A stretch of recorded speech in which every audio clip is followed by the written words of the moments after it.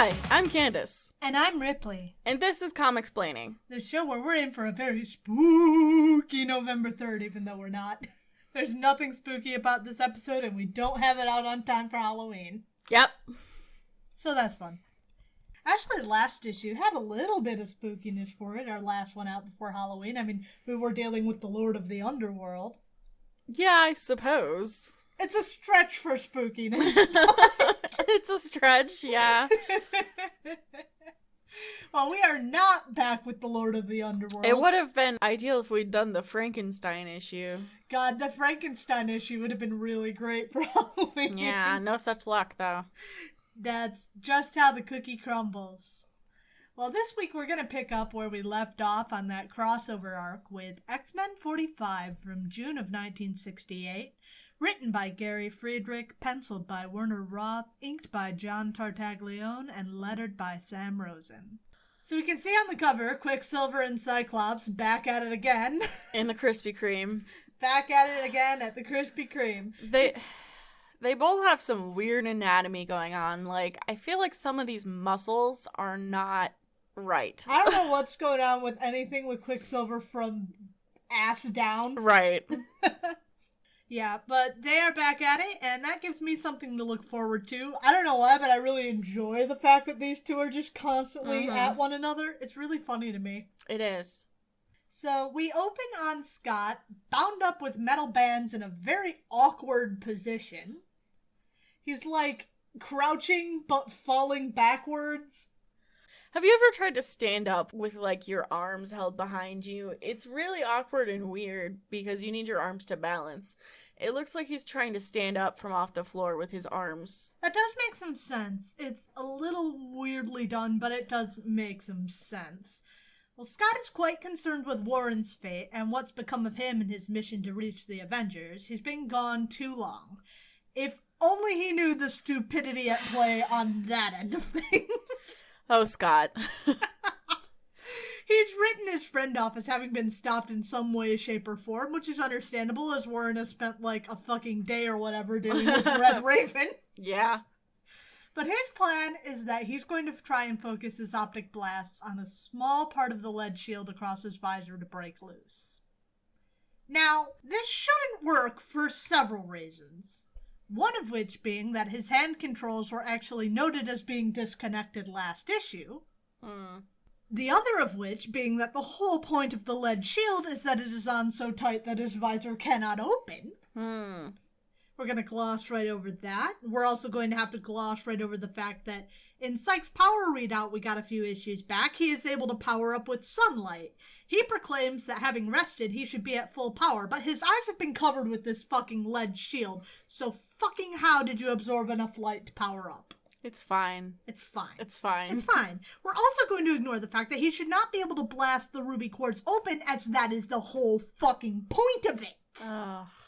But that's exactly what it does. He blasts hard enough to open his visor, despite the lack of much control of that department, and that everything we've been told about this boy's powers are just out the window. That literally just happened. It literally just happened.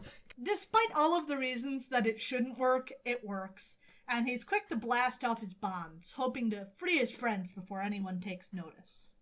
Finally free, he scours the castle for his friends. Jean is unconscious, so he moves along to the next. I'm not sure what's happening with how he's climbing these stairs. I appreciate the attempt at a dynamic panel, but it looks more like he's tripped while climbing the stairs than it does that he's running up them. Yeah. Like he caught his foot and was, whoa! It would work better if the stairs were at a different angle. Yeah, I agree. I feel like Scott and then the background were done by different people and they were not on the same page. It does kind of seem like that. Unknown to Scott, at least at first, Toad has spotted him in his efforts. While Scott does catch a glimpse, it's a little too late, and Toad dashes along to tell Magneto that not all of his captured X-Men are so captured anymore. Toad closes a panel behind himself as he flees, but almost Indiana Jones style, Scotty jumps through unscathed just in time before it closes. I have a question. Yeah. Why are Scott's ears outside of his mask? I have been wondering that, and I don't know. Isn't that supposed to be part of his visor on it, like, over his ears? You see that in later versions. It's actually not like this in his earlier ones, but his ears are almost always covered. Yeah. So I was sitting here trying to figure this out for myself, and the write-off that I came with to ignore it is that there's always a slit there. There's just usually covered, and for whatever reason, when they put this shield over him, they uncovered his ears. God, I hate that. That's one of the things that I really hate about Captain America's costume is that his fucking ears are out. Yeah. I don't know why it bothers me so much, but it does. No, it bothers me that your entire head is covered except for your ears. It just looks weird. It's weird, and I hate it. It is really weird. It makes him look like some kind of weird-ass fucking... monkey. Yeah. Exactly. In the time it took Scott to cross the room, though, Toad has bounced off through one of 3 potential paths, and if Scott doesn't choose the right one, it's all over. One path always tells the truth. One path always lies. What about the 3rd path, genius? It doesn't talk. We turn to Warren, finally back on task. He's got Red Raven on his mind, but we really drive home the pointlessness of that diversion by his decision of, I'll figure it out later. And then we never hear about it ever again. Yup. Is that the ADD? Yeah. That's exactly... I do that all the time. I'll figure it out later, and then I didn't. Yep, that's pretty much how I operate. Well, Warren's fixated on his new goal, New York and the Avengers, seemingly dead ahead. We're going to turn back away from that, though, because that's bound to continue in the next issue. We're back with Scott, and he's trying to figure out which route is the right way to continue. So, Cyclops spots light down one of the pathways, and he decides that's probably the direction Toad took. He follows it along, unknowingly observed, but not by Toad, it's Quicksilver. Though Quicksilver also thinks that it is Toad coming to spy on him. Rather than being fight on sight for once, though, Pietro wants to talk. Unfortunately, Scott does not want to talk. He's keyed up and he's not much in the mood for diplomacy. Fight on sight is back on, babes. So seeing that Scott chose the wrong pathway, Toad reaches Magneto unhindered and quickly explains the situation at hand. Rather than dealing with the situation at hand, though, Magneto punishes Toad for letting Scott escape in the first place, which I thought it was Pietro's job to tend to the prisoners, but okay. Okay, Mags. He's in a mood. Well, he's a supervillain, so he's allowed to. I guess. And Toad's the flunkiest of flunkies. Yes. Magneto finally lets up on Toad, and he turns to the security cameras to figure out what in Sam Hill is going on here. And on the screen, he sees Scott and Pietro, at first fighting, but then talking, as apparently when Pietro wants to, he can have a bit of charm if he really puts his mind to it. And Pietro explains that Magneto's goal is a sanctuary for mutant kind, a home they can call their own. This is the first time this concept has come around in X-Men comics, but definitely not the last. And tellingly, Scott finds this concept rather intriguing. A place for mutants, free of persecution without dominating the rest of humanity. Unfortunately, we the reader know that this is not Magneto's goal. This is one of those moments, though, that you see why Charles wanted his X-Men young, impressionable, pliable, because Scott immediately turns away from the idea because Charles has told him from the get-go that Magneto is evil and no matter what he says, it's a trick. Yikes. Yeah. This is one of those moments that were I writing it, I would want to introduce a little complexity. I think this would be a better storyline were that actually Magneto's goal and this wasn't just a ruse to conquer humanity. And he's not just lying to everyone he's working with. Yeah, but we don't get that kind of nuance with Silver Age villains. Not yet. No, unfortunately, this is all at face value, and at this point in time, Magneto is a cartoon villain. Yes. So Scott turns down Pietro's plea, and it is back to fighting. The two of them seem pretty evenly matched for the moment. Scott even manages to throw Pietro at some point. However, Quicksilver is no chump. He's got experience of his own, and he quickly blocks Cyclops' eyes with some kind of debris. Magneto watches this all, fairly pleased by the whole thing, though he wishes Pietro would just finish Psych off. And Wanda, at this point, enters the control room, wondering why Magneto is shouting yet again. Because that's just what he does. That is what he does. Can I just say, I really hate Wanda's old hairstyle. Yeah. With, like, the short curls on top. She's got a weird mullet. I don't mind the short curls when the rest of her hair is curlier. No, that's fine. Yeah. What bothers me is the short curls on top and then like the longer flowing hair. Or something up above. It's really weird. Like I said, it's like a weird curly mullet. I hate it.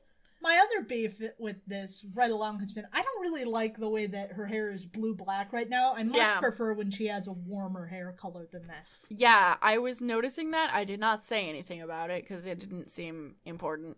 It's less important than the ridiculous hairstyle. Her outfit is also a different color. Yeah, it was more red before. Oh, I guess you're right. I guess it was more red and now it's more pink. It's like fuchsia. I didn't even notice that one. This is not important. Absolutely not. Well, Wanda is worried about Pietro's safety, but Magneto, as usual, isn't all that receptive to her concerns. Also, blinded, Cyclops headbutts Pietro in the dick. I love his instinctual aim. I hear Pietro, lower down for dick level. God. Like a homing missile. Straight to the dick. Oh no. Okay. It's not looking good for Scotty, but in a last-ditch effort, he blasts once more, and with a handy, lucky ricochet, he wins the fight, knocking Pietro unconscious. Apparently unblinded, he turns to Pietro, first propping him up before trying to snap him out of it so he can talk. But before they can get to it, they're interrupted by the arrival of some new contenders. The Avengers have apparently gotten Warren's warning, and they're here looking for answers. Mostly different Avengers from what we've covered in these comics so far. It looks like Giant Man and the Wasp are still here, but backing them up are Black Panther and Hawkeye. Funsies, but we're not going to get to that until next issue. I think it's worth noting that the Avengers fucking come out swinging at Scott for some reason. We're going to get into a little bit of that in next issue, but it's still dumb. Yeah. And by the Avengers, I mean Giant Man, mostly. You did this! You're supposed to be helping them, Hank! That's just what Hank does. It's true. You're supposed to be helping your teammates. Well, I made a robot to fight them so I can be the hero. And now that robot has achieved sentience and is off to conquer the world. Oops. Hank Pym is fucking messy. Hank's a fucking messy bitch. T'Challa's there, though. That's cool. He is. Yeah, I like T'Challa. He's actually the most impressive of the bunch in these issues. He's generally a voice of reason in most cases. I think he's the most impressive, though I'm going to have to give props to Janet next time around. But in the meantime, let's move on to our Origins of the X-Men segment. It's going to be our only one for this episode. We're going to be continuing Bobby's origin. This is written by Gary Friedrich, pencils by George Tuska, inks by John Verpoorten, and letters by a new name, Irving Watanabe. When last we left Bobby, he was sitting in a prison cell when a bright flash of light entered his cell. We now see the cause as Cyclops stands in Bobby's cell, trying to convince him to leave with him. But Bobby is steadfast that the justice system will treat him fairly, as his attack on the teenage hoodlums that attacked he and his girlfriend was self-defense. Meanwhile, the angry mob, despite having taken him to the sheriff, has changed its tune. They want to crack at Bobby Drake. After all, what if he decides to stop cooperating and freezes the lot of them? The sheriff isn't hearing it, though. And neither is Bobby. He won't hear what Cyclops is saying, and Psych, ever Charles's perfect little soldier, presses the issue, blasting a hole through the window and tackling Bobby out of it. Oh my god, Scott. He's a really diplomatic sort. You can't just abduct people. Sure you can. Professor Xavier said it's all right. Assumedly. So he tackles Bobby out of the window, and Bobby ices up on reflex as the two of them crash to the ground through an awning to break their fall. The mob, hearing the kerfuffle, realizes that Bobby has escaped, but Bobby is too busy brawling with Scott really to care. Oh my god. They seem to be fairly decently matched, but after Bobby manages to temporarily get this weirdo who just blasted into his prison cell off his case, he breaks for a boat parked at a nearby dock. Cyclops is in hot pursuit, but he's not the only one. Bobby, isn't the entire point of this fight because you don't want to leave jail? That's what I was thinking, but now if I'm gonna prison break, I'm gonna prison break away on a speedboat. Named Susie. A speedboat named Susie. This is ridiculous. This is really silly. Teenagers. Yeah. Cyclops is in hot pursuit, but the mob is also hot on their tails, so Scott blasts the dock between them and the mob to prevent their following. And he runs for the boat, managing to jump down on it from above, but they're back to fighting, over the course of which Bobby crashes the boat. Oh my god. Top boat safety law: do not engage in fights while at the wheel. Fist fights are bad for boating safety. Yep. They fight for a good 10 minutes before both of them are exhausted, and the mob catches back up, wielding shotguns to bring them back in. And on that note, we're left waiting for the next X-Men issue, so we're not going to get to this until next X-Men episode. That is because, as promised, we have our first actual crossover with the Avengers 53 from April of 1968. Written by Roy Thomas, pencils by John Buscema, also, who is a new name for us here, inked by George Tuska, and lettered by Artie Simek. So, according to the cover, we're back on Avengers vs. X-Men Round 2, so you can get a hint of where this is going. Shocking. Yeah. The Avengers attacking the X-Men with absolutely no basis? What? In my comics? That's never happened. It's more likely than you may think. Gotta bust out those old memes again. Yeah. Oldie but a goodie. So we open on the scene we left off on, the Avengers facing off on Cyclops over the downed Quicksilver, and they want answers. What they don't want is for Scott to fire off a blast, which he does at Hawkeye, because he doesn't take too well by being told what to do by people that he doesn't trust. Black Panther is quick to ensure that he doesn't do so again, with a flying leap to take him down to the ground. After Angel's warning, they want to be taken to Magneto post-haste so they can take care of that problem. Okay, so I guess what I'm getting here is they have a problem with Cyclops because he knocked out Pietro, right? And Pietro used to be one of the Avengers. I don't think that's what's up, but we're not going to clear this up a little until later in the issue because we're doing a lot of weird Tarantino jumping around in the fucking timeline here for literally no fucking reason. This could have been a much more straightforward story. Okay, and it should have been. Absolutely it should have been. I think it would be a much more coherent story if it were. Yeah, I agree. Cyclops doesn't trust what these guys are up to, and he blasts T'Challa but good. He doesn't recognize the Avengers. They don't look anything like the Avengers he knows, so he's become convinced that this is a trap from Magneto. And he manages to blast himself free before fleeing back into the base to find and free his friends, still kind of trying to figure out exactly what the fuck just happened here. My question exactly. What the fuck just happened here? How did we get here? Great question. Let's flash back an hour earlier. We see a skydiver keen to set a new world record. What he isn't keen on is a near mid-air collision, which is almost what he gets. Angel flies by him, and in his panic, the skydiver opens his chute, and just like that, his world record attempt is ruined. This is this man's supervillain origin story, I'm sure. Yeah. He's gonna come back in a couple issues, right? Absolutely. Okay. Count on that. Oh, I will. Him and Red Raven. Yeah. Red Raven. Yum, Yum.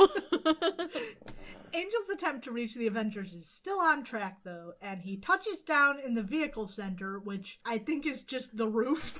Though he doesn't realize that his arrival has set off alarms in the mansion.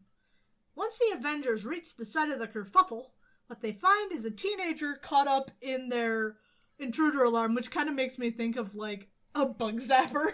Oh my god. After his long trip and not so welcome greeting, though, Angel is in a crabby mood, and he momentarily quips that maybe Quicksilver had the right idea joining up with Magneto, which does perk up the ears of the Avengers, as they would very much like to know the location of both.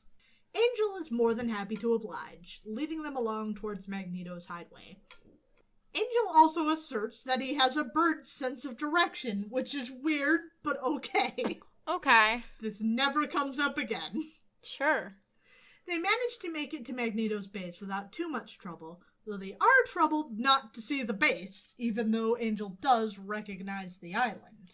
Puzzled, the Avengers start monitoring radio signals, trying to figure out if there's something hidden here or what, but they're baffled to find that there are radio signals coming from their very vehicle. And that's when the Wasp recognizes a listening device tucked into Angel's feathers.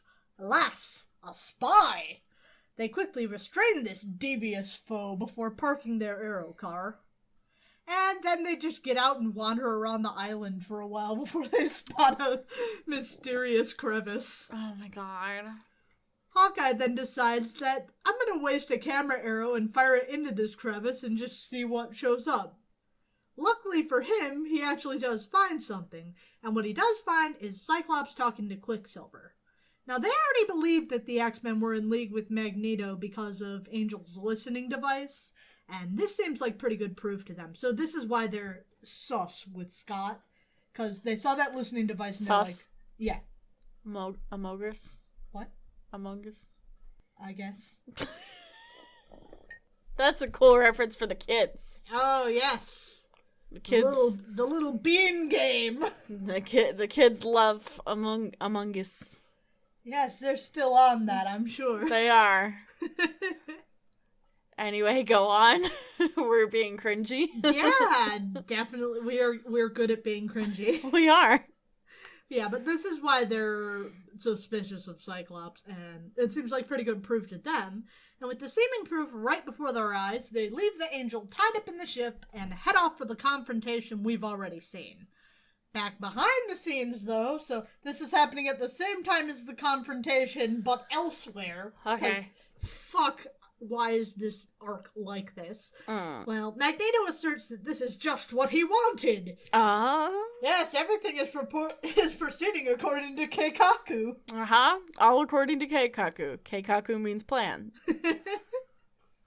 Use the Angel as bait, let his tracking device be discovered, so even should the Avengers and the X-Men come face to face, they will fight one another instead of helping one another, and then he will use his new computer gadget to take control of the Avengers, and this plan really depends on everything working out just right, so I don't think this is a good plan, but okay. No. I mean, it did work, though. It did work, but this is just like, when you watch... If you ever watch The Dark Knight, it's like, what the fuck is the Joker's goddamn plan? Which depends on everything going right. If anything went wrong, this wouldn't work. It's stupid. Loki's plan in Thor 1. Yeah. Yeah. Yeah. Yeah. Loki's plan in Avengers. Yeah. So the Brotherhood get up to a little bit of infighting, as they do. Magneto being a rage monster as usual at this point. Mm-hmm. Wanda wondering where her brother is, even as he's right on screen, knocked the fuck out by Scott. And Toad whining about why Magneto mistreats him despite his loyalty. No one likes a sycophant, Toad, but also learn to love yourself. Magneto's not treating you right? Ditch him. You would really think he would have learned after that business with the stranger. Right. I guess he did eventually bring him back. Girl, dump him. Infighting is not reserved solely for the Brotherhood, though, as the Avengers are quick to fight amongst themselves for literally no fucking reason. Yeah. Giant Man attempts to check in on Hawkeye because he got blasted by Scott, and he's just a dude with an arrow, so, like, we gotta make sure he's okay. But Hawk doesn't appreciate his concern, and this quickly escalates to a full-fledged brawl for no fucking reason that I can discern. Why is T'Challa in this fight? He just joined this fight for no fucking reason. Just for funsies. Clint, what the fuck? Hank was actually being a cool dude for once, and Clint was just having none of that. No, time to fight! Despite the fact that this is a really stupid fight to get in, you're a dude with arrows. Right, and he's a giant man. Oh, God. Clint. Of the bunch of them, Janet is the only reasonable one, as the Wasp quickly puts them back to task, like, can we fucking do this later? This is not the time, guys! Back on task! And that does in fact work, because it just does. The Avengers have an amazingly strong co-worker energy. Were it not for the fact that they work together, these people would not be friends. You say that, but this fight that happens for no reason kind of feels like sibling energy to me. Siblings can be like that. You know, not my siblings, but some siblings. I can feel it, but I don't know. It just seems like they hate each other Yeah, a little too much. Some siblings hate each other. I can relate to that. I can't, but okay. Magneto is pretty pleased to find his foes at one another's throats. In fact, it's not even like the X-Men fighting. The Avengers are just gonna tear themselves apart. The perfect time to add to the chaos, though, and hopefully use the X-Men to destroy the Avengers. How does he plan to do this, you may ask? Time for another coincidence. Because the X-Men's bonds were designed to make them suggestible and weaken their powers of mental resistance, and through his mind control gadget, he'll take charge of them to make them fight the Avengers. Sure, Roy, whatever the fuck. Let's just bring this to a conclusion. Didn't Magneto want to kill them at first? He did! He's been really inconsistent through this whole fucking arc. Wow, it's almost like... Trading writers is a bad idea! Well, it's almost like his plan is, like, being written on the spot and changed according to the writer's whims. Yeah, it doesn't help, though, that we're trading off between Roy and Gary. Yeah. Which I actually didn't mind what Gary was doing last issue. It had some merit to it. What the fuck is happening now? That's not going to be our last coincidence for the issue, though. Oh, yeah. We turn to Cyclops, who has indeed freed his friends, having decided that the Avengers are friends, not foes, for seemingly no reason, but sure. The bunch of them are quickly racked with pain, though, as Magneto's gadget begins to take effect. Once the pain fades, they're back on track to find the Avengers. And destroy them! Oh my god. It isn't long before the teams are face-to-face, coming together for a clash. T'Challa v. Hank, Cyclops v. Giant Man, Iceman v. Hawkeye, and Wasp v. Marvel Girl, because the girls have to fight one another, of course. We can't have the menfolk fighting girls. That would be terribly uncouth. Yeah, you can't hit a lady. Absolutely not. Even if that lady had superpowers. Yeah. The Avengers, while not really trusting the X-Men, can't really bring themselves to let loose on the X-Men, though they're not entirely sure why. Something about this arouses T'Challa's suspicions, though. He realizes that they're not fighting them as villains, but treating this as the good old superhero misunderstanding fight. Stop breaking the fourth wall, T'Challa! But with that, it turns the tide in the fight as the Avengers overtake the X-Men. Magneto, as he often is displeased. He's sure now that someone has cancelled the mental commands to the X-Men. But who? The Angel! Warren apparently freed himself from his bonds and quickly freed his friends from mental control. I guess he must have known something was up from that listening device planted on him. Apparently this was all according to plan, though, as the Avengers deliberately left him loosely tied, leaving the number of coincidences driving the plot far up beyond the amount that I can keep track of. Why did they tie him up in the first place? Dumb. They should have just brought him with them. Or left him loose to go do this thing with this mind control gadget that nobody fucking knew about. Oh my god. It's really dumb. It's really dumb. It's really dumb. It's really It's dumb. really dumb. It is. The Avengers too close in on Magneto, but he's not willing to go down without a fight. Magneto snaps for Toad to detonate the part of the base that the Avengers are in as he holds them back with his metal powers. But Toad has finally had it with Magneto's mistreatment. Well, he'll destroy the Avengers, sure, but he'll destroy the whole island along with them.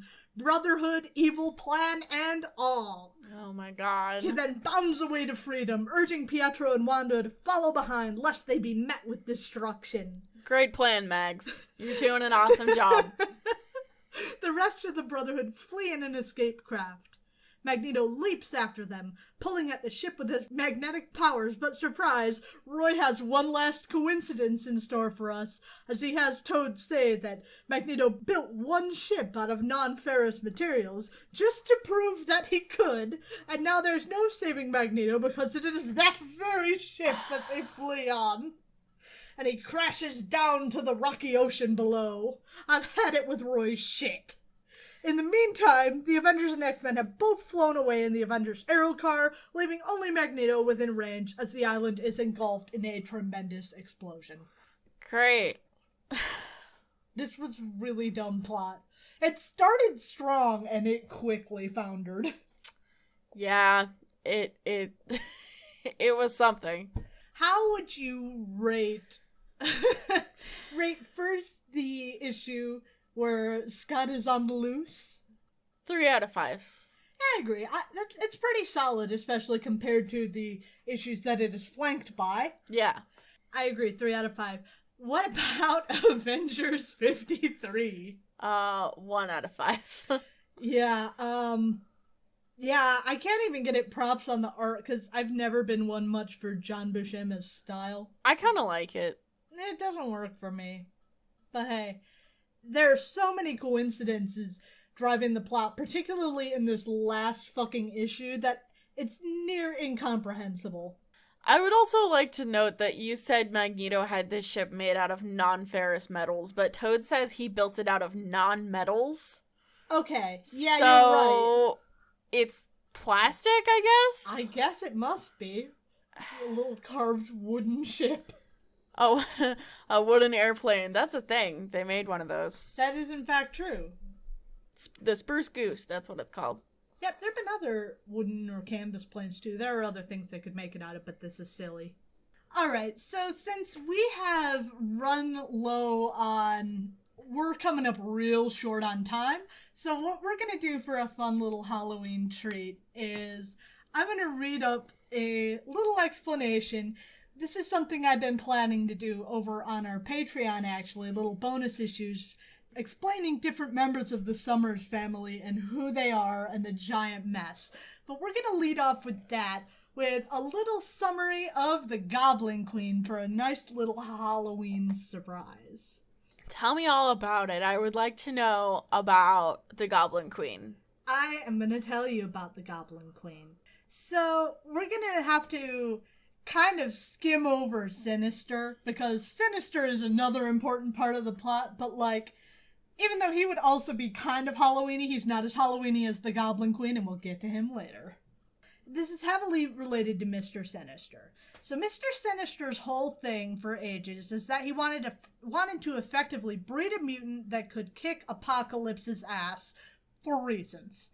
And where he eventually came to is Jean Grey and Scott Summers. I have theories as to why, but that's getting into theory. So effectively his end goal was Cable. That's what he wanted. Cable, so powerful. These are all characters that we haven't touched on the podcast yet, but hopefully listeners just know what we're talking about. Right. I think Cable is well known enough to understand. Mr. Sinister, really debatable. If you've watched the old X-Men cartoon, you know who he is. Uh-huh. He shows up a lot all over the place, actually. Like, I mentioned Mr. Sinister to John, and he's like, oh, I've seen Mr. Sinister. I'm like, where the fuck have you seen Mr. Sinister? Only to find out that he was in, like, Secret Warriors or something. You may or may not know who Mr. Sinister is. I'm trying to give you at least a little bit of an understanding of what this dude's deal is. He is a Victorian-era mad scientist who is obsessed with the genetics of mutants, pretty much. That's his deal. Dope premise. So, like, he wants Cable. But when Jean was secretly replaced by the Phoenix while she healed at the bottom of Jamaica Bay, Sinister... Spoiler alert. Yeah. Well, you know, I think that's a given that we're talking about shit that happens like 20 years down the road. Yeah. So Sinister no longer had confidence that Jean and Scott would reliably get together because the Genix was acting unreliable as fuck. Because, again, the Phoenix that we all know of and think of as Jean is not actually Jean. It's complicated. I'm not getting into that right now. So he started making contingency plans like, okay, what if she goes and gets herself killed? If she gets herself killed, I'm not going to have this apocalypse ass-kicking baby, and that is not so Raven. And so he cloned a copy of Jean Grey, and there's a little more there, but long story short, pretty much after the Jean Phoenix died, he sent her out and was like, hey, go have babies with this idiot, Scott. When did he get her DNA?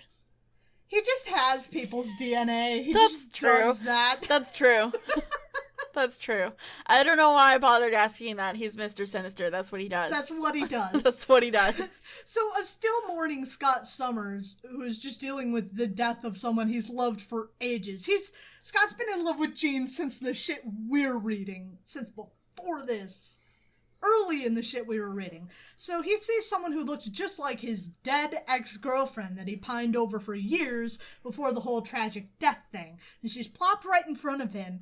And, like, not even is she look just like Jean, but she also is a pilot who has survived a plane crash. And it's like, wow, she's so relatable. So he's like, one, thinking in his grief, and two, thinking it with his dick. Let's be real here. But, like, he pretty much immediately hopped into bed and marriage and parenthood with Madeline Pryor, who is the clone of Jean. I never said that, but yeah. Yeah. And that pairing did not go well. There's a lot to say about that. There are a lot of complicated feelings that I have about Scott and Maddie, but mostly it comes down to the fact that this was good for no one apart from Sinister and assumedly Cable, who is probably pretty happy about being alive, but, like, she used to hit him in the face before they fucking got married. A lot of people come at Scott for being shitty and abandoning his wife and child, but, like, it's a little more complicated than that, you know? I'm not saying Scott was a good husband. I'm not saying that that she shouldn't have fucking divorced him. But, like, it's hard for me to entirely see her as a victim in this relationship when, you know, all sympathy goes out the window when you're fucking hitting your partner. Yeah. And it's not even, like, within the context of superhero media. There's a certain bit of... It comes with the territory where it's like a fight can be representative of an emotional struggle more than anything, and these people just come to blows, but it's not like a big deal. Mm-hmm. That's not how this is framed. It is framed through an entirely different lens that Scott said something shitty that pissed me off, and so I'm gonna hit him in the fucking face. It's very domestic. It happens in, like, their kitchen. Right. Basically. There's no costumes involved. Yeah. Scott's in a fucking white t-shirt. Mm-hmm. And she hits him in the fucking face. But, like, there were shenanigans at play here, but what happened is, due to some illusions cast by Mastermind, Scott said something admittedly kind of hurtful because, again, he did not get into this relationship for the right reasons. But he says this shit like, oh, you have to tell me, are you Jean back from the dead? Which, like, is shitty and does play on all of Madeline's insecurities right along when he keeps talking about his ex-girlfriend that she looks just like. It's shitty, but, like, you're still not allowed to fucking hit him. So that's not great. But moving along. So they're hanging on the edge of Splitsville for a short while. Like, they weren't married for all that long. And then Scott gets this call from Warren like, dude, Broheim, Abraham Lincoln, you gotta get to New York right now. Like, get here now. Like, I'm serious. You gotta see this shit. And Scott, who with the way this relationship has been, is looking for any reason to get the fuck out of the house for a while. He's like, you don't have to ask twice. I'm coming. And Maddie's like, so fucking help me, Scott Summers, you leave this house, don't bother coming back because I will not be here, fuckhead. And neither will the baby. Well, he leaves the house and Maddie takes off with their son, only to disappear without a trace for a while. because Sinister was like, oh good, there's my apocalypse ass-kicking baby, and you? I don't need you. I'm done with you now. Begone, thought! And so he sets his marauders on Maddie. But, like, she survived and then hooked up with the X-Men, the ones that weren't actually in contact with X-Factor, which is Scott's new team, because no one can just fucking communicate with one another. Well, Maddie and Alex start hooking up together, and that's messy. It's like, girl, I mean, I know you've been seeing your husband running around with his lost love, Jean Grey, who you've long been insecure about because he won't stop fucking talking to her. Again, did I mention he is so not over Jean, and this relationship with Maddie was entirely for the wrong reasons. But, like, all of that, you're gonna hook up with your husband's brother, you messy bitch? God damn. That's neither here or there. But the whole situation is messy because, one, Sinister's a dickhead, and two, Scott is a hoe. So, Maddie's now living with the X-Men and her new boy toy, brother of the man she's married to. And she has this weird dream that has something to do with magic. And I'm not even sure I understand what happens, but she makes a deal with this demon Nestira, I think, and it's effectively corrupted. But, like, that gives her license to unleash on all the shit she's been furious about. The man who effectively used her as a broodmare and then wanted to throw her away. The woman who's been the cause of all of her insecurity to some degree, who came around to, in her eyes, steal her cheating fucking husband, who is number 3 here. And so, now all magic and full of fury, she's like, you know what, I'm gonna run this bitch and unleash all these demons on the world. It's Goblin Queen time, baby! Hell yeah! They just hate to see a girl boss winning. She's gaslight, gatekeep, girl boss. She's gonna gaslight, gatekeep, girl boss her way to the top. This is where a lot of people's hate for Cyclops come in, but, like, I'd say too much of a both sides are fucked up here situation. Everyone's the asshole here. In one corner, you have just fell head over heels because she looks just like his dead girlfriend, and maybe she is, Scott. And then the opposite corner, you have pissed off, insecure, and willing to resort to domestic violence, Maddie Pryor. She's got some daddy issues to work through. Yeah, this whole relationship was a train wreck. She was created by a man who just wanted grandchildren, so, you know. Sinister, the real people shipper who will make his ship happen. Oh, no. People also liken Scott leaving his son behind with his mother for like a month while he went to New York, being the same thing as Corsair just deciding, fuck it, I'm never coming back to Earth to find out what happened to my children. And it's like, these two things are not equivalent. No, not really. Hell, Scott eventually did even come back, even though baby Nate and Maddie were long gone by then, but I digress. So Maddie's like, okay, I'm gonna get my fucking revenge. And here for me is where the writing goes slightly off the rails to no longer having Maddie as a sympathetic antagonist. And like, I get the drive to a degree, but they go too far and make it too much for me to believe because she's like, well, to cement my dominion over Earth so my demon horde can run rampant, I'm going to sacrifice my infant son, because that would be pretty good revenge on both Sinister and Scott. And it's like, well, he's still your kid. I mean, she's not wrong, but also kind of a bad look. Yeah, it's like, that's where you start getting into cartoonish levels of villainy. Yeah, I don't believe that she would do that. No. Without getting into the nitty-gritty, they end up rescuing Nathan, and when Jean and Maddie get into a fight, Maddie ends up dying. So that's the end of 616 Maddie, and mostly where it stops mattering. She's come back a few times, but she's never reached her full fucking peak of Inferno girl boss demon queen. Such a shame. There's also been another version of Maddie, the version from Battle World, who is kind of fun, but like, let's just keep it locked down to 616 Maddie. Mm-hmm.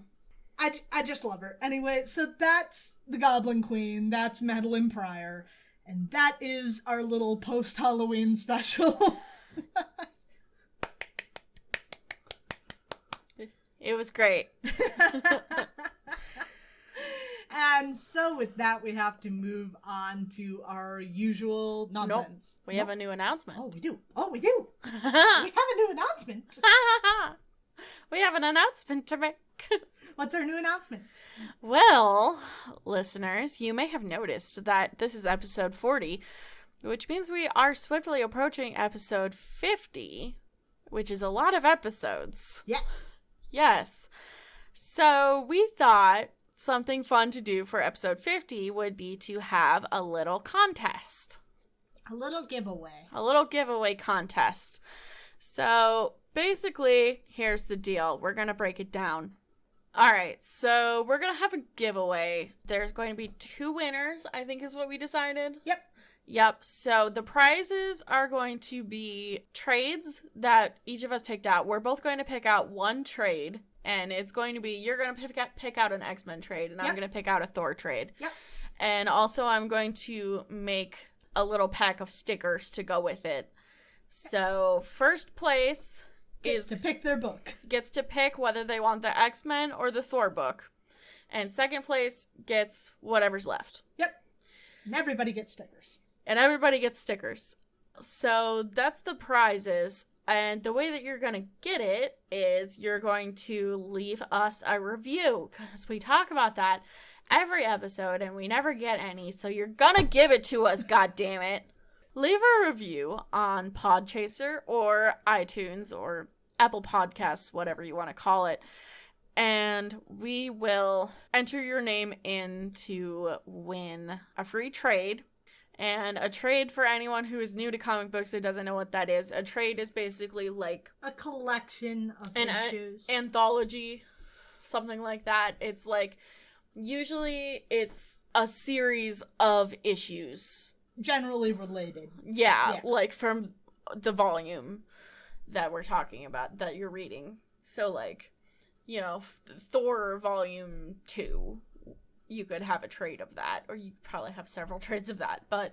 Yep, it's a collection of issues, and it's generally, like, the cheapest way to collect physical issues, actually. Yeah, that's what you're getting, and stickers. Announcements to come on which trades we're gonna pick. Yeah, we'll talk about that later. Yep.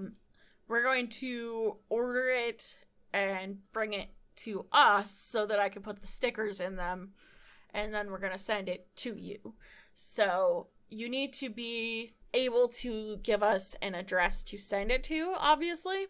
Yep, we'll get in contact with you for that. Also, if you are an international listener, which we know we have some, and you write a review on iTunes, please let us know so that we can find it somewhere, because you can't see international reviews on iTunes. Yep, and the ways you can get in touch with us to tell us what's up with you, who the fuck is you, and where the fuck do you live?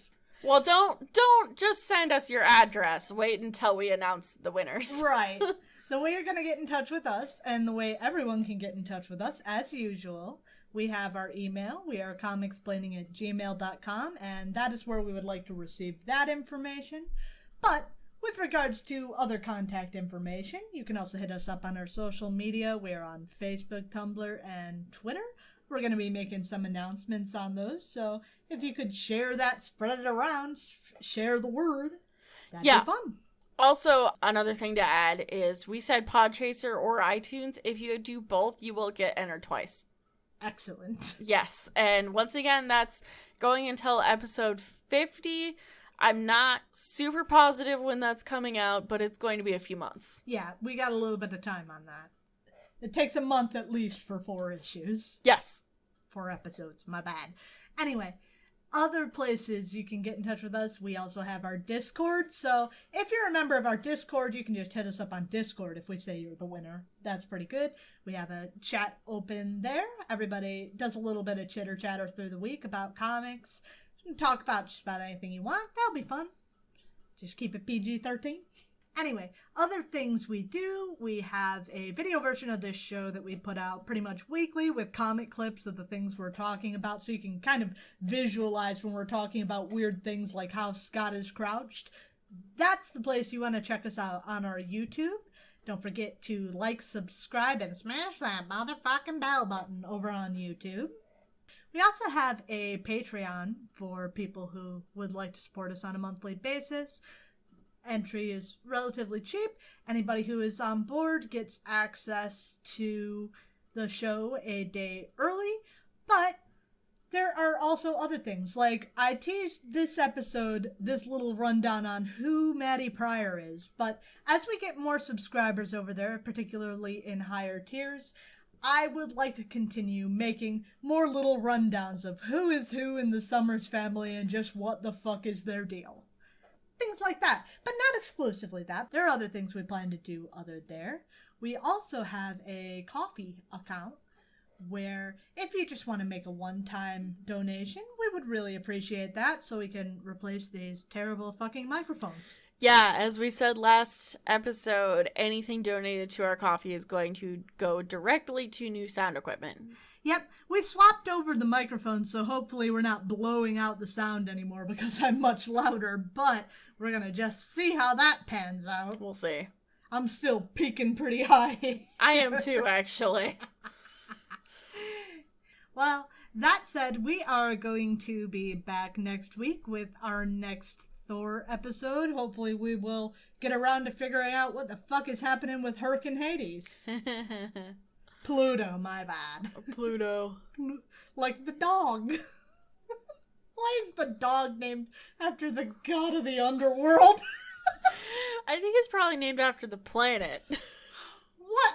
Well, I mean, the planet is named after the god of the underworld, so Right. I guess, you know. Anyway, we're going to be back with that next week, and we look forward to talking to you then. Bye!